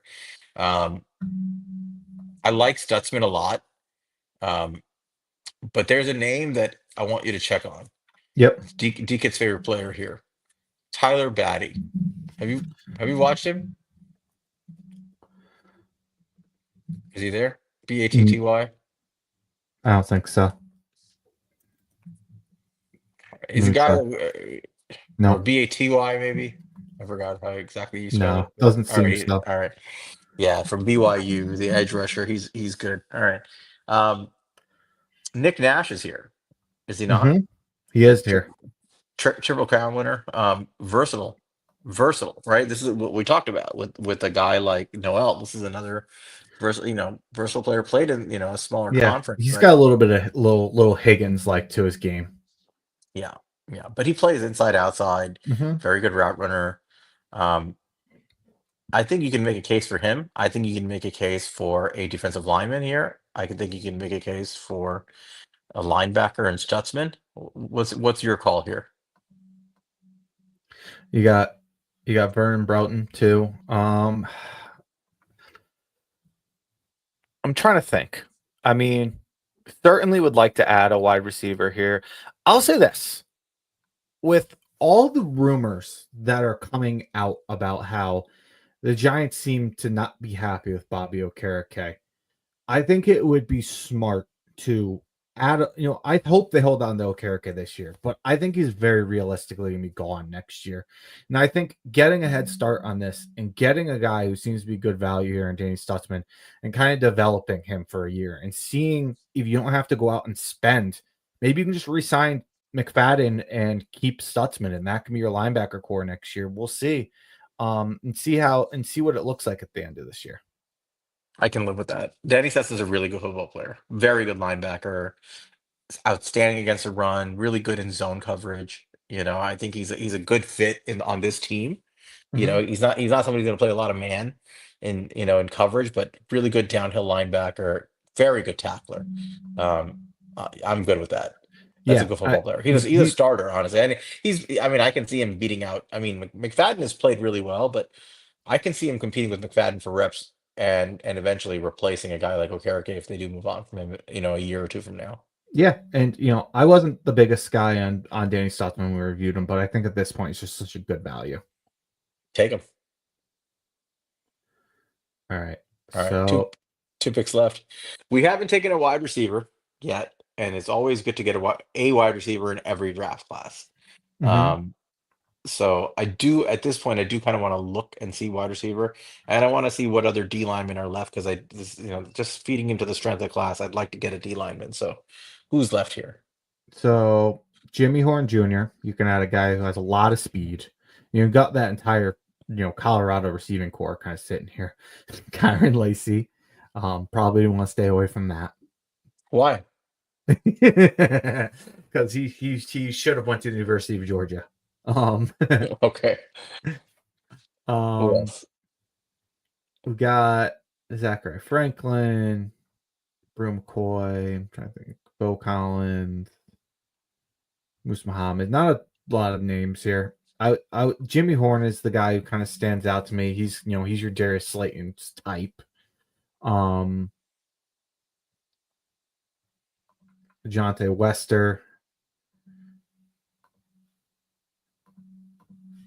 Anybody stand out to you? No. So let's go back here. Um, I know Alex Broughton. I don't know a ton about him. But he's rated very high in PFF. Um, uh, I'm a fan of Hunter Wooler, who is a guy who tested very well. 20 almost 26% forced incompletion percentage. He's a good safety. Maybe potentially we can add in our safety this room. I wouldn't hate doing that at this point in this draft. Is Brooks from Louisville there? What's that? Yep. Okay, Ja'Cory that's Brooks. okay. So this is who I want. Okay. Um, so have you watched him play? No, I haven't watched Corey Brooks. If shout out one T, he brought this up, and it's true. A lot of the Tyler Shuck love going on right now. If you really watch it, it's really just Ja'Cory, this guy Brooks making a lot of good plays. Um, and I feel like he's a worthwhile player to add to the mix. He's a good football player. Um, I do think he'd actually mesh well with the quarterback we took. So, I think that it's a guy I wouldn't mind here. Yeah, bigger guy. Yeah, I'm down to do that. I don't know much about him, but I do want to get a wide receiver too. So I trust you on that one. It's Because funny Ty, you said, Ty Felton's gone, right? yeah, I believe so. It's Yeah. funny I saw what your point with Tyler Shuck. It was funny when we were watching Taj Brooks. I forgot that Shuck was at Texas A and or Texas Tech, and I was watching his 2023 tape, and I saw him rip a pass out to like the side. I'm like, who is this guy? What arm is it? I was like, oh, it's Tyler Shuck. That's why he threw a rope. um, Yeah. so let's Yeah. I see. mean, So yeah, do you want to just pull the trigger here? yeah. I mean, he drops the ball sometimes, but it's almost a 70% contested catch rate, 2.57 yards per route run, 79 grade versus man, 79.7 grade overall.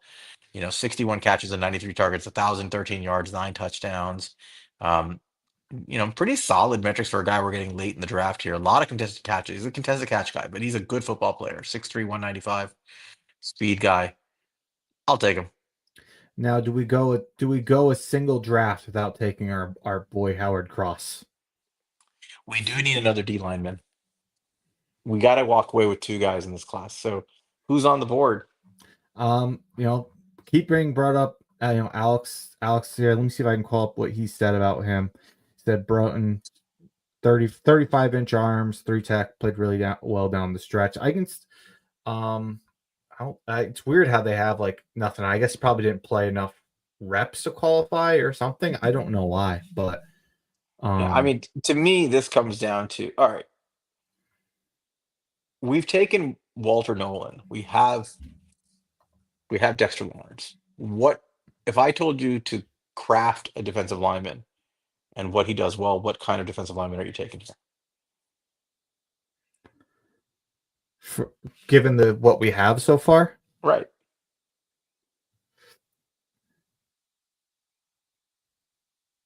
I don't know, dude. It's hard to say. We kind of have all our bases covered. At Well, this I point, I'm mean, looking for depth. yeah, but what kind of depth? I'll tell you what I'm getting at. What do you think? Tell me what you're thinking. I want a run stopper. Okay. I want a run stopper.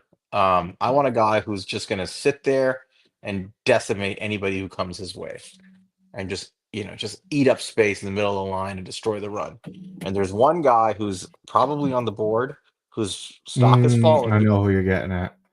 He's the he's a monster against. He doesn't do anything in the pass game, but boy is he elite at run stopping, and that is Nazir Stackhouse from Georgia. Um, Yeah. Nazir Stackhouse is a freak when it comes to stopping the run. He's a big dude. He's like 6'3", 330, 340, something like that. 320, I'm sorry. And he's been doing this year after year. Like every single year, this guy is a run stopping machine. He offers you little to nothing against the pass. But I don't care about that at this point of the draft. You're talking about late I day mean, look three. at all compared to his elite, his great run defense. Great. Right. He's shitty as a pass rusher, but he's a cinder block that will not let anybody carrying the ball through the middle of the line get anywhere near the second level. Is And, and a and national champion starter. yeah, I'm taking Nazir Stackhouse here personally. I'm cool with that. I like Nazir Sackhouse, Yeah. but we're gonna have to go draft without taking Howard Cross. What a sad day it is. Well, we got Walter Nolan. We'll get over it. Yeah, Yeah. that's true. All right. All right, Let's see how we probably got like an F, but I don't care. What do we get? C minus. Screw those guys. All right. So So let's yeah, I mean recap our draft, they don't Monty. like our first few picks. But I don't care. So recap what we did. So again, for those who joined us late, this draft in this mock draft, we presumed that both Cam Ward and Shedeur Sanders are gone. Picks 1 and pick 2. The Giants are sitting at 3. They have the choice of taking a guy like Travis Hunter or trading the pick.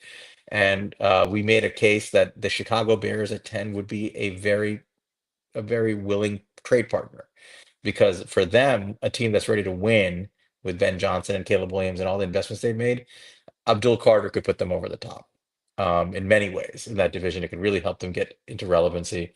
So we made the trade with the Chicago Bears to go from 3 to 10. We picked up uh, the pick swap, pick 41, I believe we got from them this year.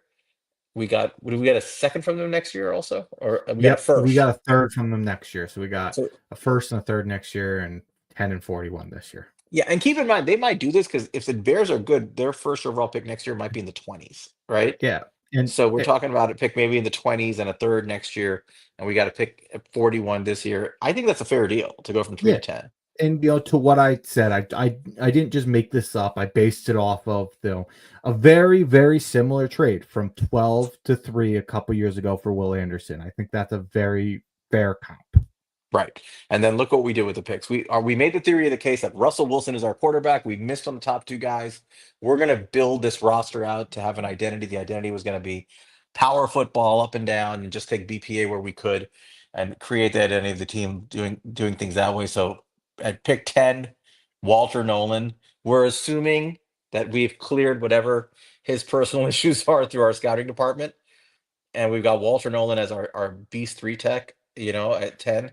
Our next pick, our own pick 34, Donovan Jackson, the tackle slash guard out of Ohio State, who gives us a ton of flexibility in the trenches. The next pick, the pick that we got from the Bears, the trade at 41, we take our developmental quarterback in Jackson Dart, who in this scenario slid down. And I don't think that's a crazy scenario. If he And we doesn't got go in him the for top free essentially. yeah, I think if he doesn't go in the top 15 or top 20, he could easily start sliding into the second, third round, and you're taking him with that extra second round pick. Mhm. Um, Pick 65, we went ahead and um, took a BPA at this point, right? We see BMO Benjamin Morrison, who he was our cornerback two, if I recall. 3, I Uh, believe. I think it was Johnson, Ravel, BMO. he was up there though. He's one of our Yeah. top cornerbacks where he Hmm. got hurt this year with his hip injury. Um, Hopefully he's on the mend. But his injury I could see him falling to the third round with his injury. It's possible, right? Hmm. But you're getting real value there at pick 65. And if he hits and he's good like the way he was, he's a starting cornerback, and he's pushing Deontay Banks for a starting job at this point. Yeah, Like, and it's great insurance for you can really take it slow, bring back BMO, and if Deontay Banks doesn't take off, like you're right, you feel comfortable giving BMO a shot. yep. Um, the next pick, 5 picks, 6 picks later, we get our running back, Damian Martinez. Um, We skip Rutledge. I'm sorry, we take Rutledge. I'm sorry, not pick 99. We go full MAGA line. We get Tate Rutledge to pair with Donovan Jackson. Monsters on the interior opposite, Finally have Walter some Nolan. depth in the O line. Right. And then we go Damian Martinez 6 picks later as our running back by committee pair, power running back monster to pair next to Tyrone Tracy, even though he's not a long speed guy. And then with the remaining 3 picks, we went oh, you're reloading there. The remaining 3 picks, we really go for players that can help us. And we're thinking ahead. So Danny Stutzman, linebacker from Oklahoma, very good run stopper. And Monty's theory of the case here was that there's something going on with the Bobby Okereke situation. We're not sure what it is, but having depth, quality depth at linebacker at this point of the draft is excellent value. He might be a starter next year, right off the rip, because he's a good football player. But at minimum, he's value. And then the last two picks, we just kind of filled out our roster. We took Ja'Cory Brooks as a project outside wide receiver who had a good year. At Louisville helped out his quarterback a lot, big time contested catch guy. And then I wanted us to get a run stopping beast on the D line to pair with Walter Nolan, Dexter Lawrence, and Nazir Stackhouse. I mean, you really went run stopping with the two of those last three picks with Stuffman and Stackhouse. Well, run the football, stop the run, right? Mm-hmm. Run the football, stop the run. The Giants' D line depth after our defensive depth after this class is Dexter Lawrence, Walter Nolan, Nazir Stackhouse, with Brian Burns, Kayvon Thibodeau, Golston as essentially our D line slash outside linebackers. And then our linebackers, our off ball linebackers are Okereke, McFadden, Stutzman, and the two guys we just brought in for special teams play.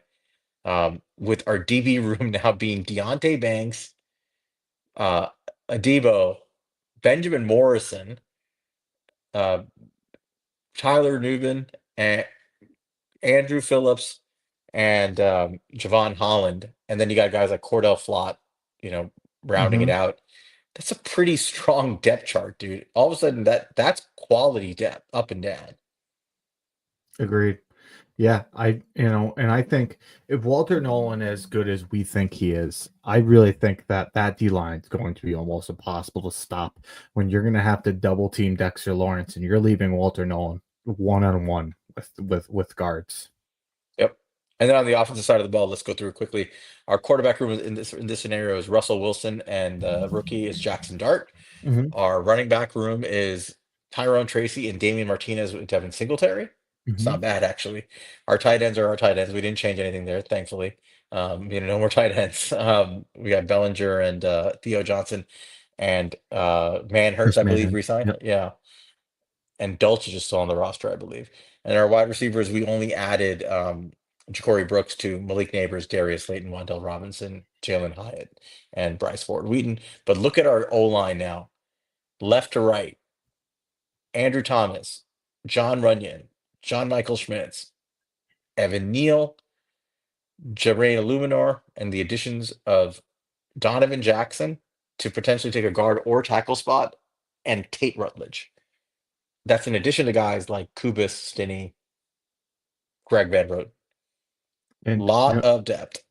what's a nice thing too is Donovan Jackson could potentially be, year one, if you want to take your time with him, he could be your swing tackle and he could back up Andrew Thomas in case he gets hurt and keep you, do what he did for Ohio State this year and keep your team from falling apart when your left tackle goes down. This is a good football team. Mm-hmm. Like this is actually a good football team, right? That we just talked about. It's not a great football team. It's not elite or anything. It's a good team. It's a team that can win games with a particular identity of running the football, stopping the run, and having a guy like Russell Wilson as a veteran use his outside target receivers in Darius Slayton and Malik Neighbors to try to generate explosive plays and points, and then really just turning your way to wins that way. A lot of play action, a lot of run game, and then some big plays down the sideline, and your defense just destroying the run and getting some push from guys like Nolan, Burns, and Dexter Lawrence and Kayvon up front with some very, very high-end athletic DBs to back them up. And you get to see if you have anything in Jackson Dart, bring him into the room, take a swing on a guy who has a lot of college experience, has played well in college, and has the traits to be the starting quarterback in this league. But if you don't see that, you have 2 first-round picks next year to hopefully go get your quarterback. It's pretty good. That's a pretty good draft. We should screenshot that, publish it, on Yeah, I our will. Twitter on our Twitter pages. This is what we came up with, but you got to put the caveat that in this scenario, both Cam Ward and Shedeur Sanders are off the board Mm-hmm. as we made these picks. So we decided to trade down with the Bears, and this is the draft class we got. Otherwise, we're gonna get a lot of hate mail. Yeah. So just to that. You got anything else, man? That was fun. No, not too much else. That was a good mock. A lot of fun. Definitely would be happy with that one. I would be thrilled with that draft. If we Yeah, walked away with that draft, I'd be thrilled. I'd be yeah. upset that we missed out on Shador and Cam. I wouldn't like that, but that's also out of our hands, right? Like we may Hmm. not have an option to, but this is to me making the most out of that bad situation I agree. This is like and that best case scenario if that happens. and this is why we did this exercise, right? Like, I don't think the correct decision is taking Travis Hunter as much as I think Travis Hunter is amazing. I actually think that you could set this team up this year and for the future by seeing if you can find a willing trade partner in the top 10 and getting those extra assets on day two this year, possibly a first round pick next year, depending on how far back you fall. Agree. All right. Let's wrap it up there. Remember, guys, if you haven't done it yet, please hit the like button, share the pod link with your friends on Twitter, tell everybody in your chats about us. We appreciate it. You can always find us and reach out to us at He's a Giant Pod. You can find me at Queens underscore guy. You can find Monty at MONTECRI5TO. Next week, we're going to do two more players. I'm not sure what we're doing with the rest of it. Well, we'll figure something out. Um, Make sure to reach out to our friend of the pod, Benjamin Albright. Um, let him let him know you appreciate his work the way Monty appreciates him. And if you don't know what I'm talking about, just go look up Monty's page and find his colorful interactions with Benjamin Albright this evening. Um, until next time, hopefully we have a quarterback the next time we talk. But until then, I'll see you guys later. Go Giants. Go Giants.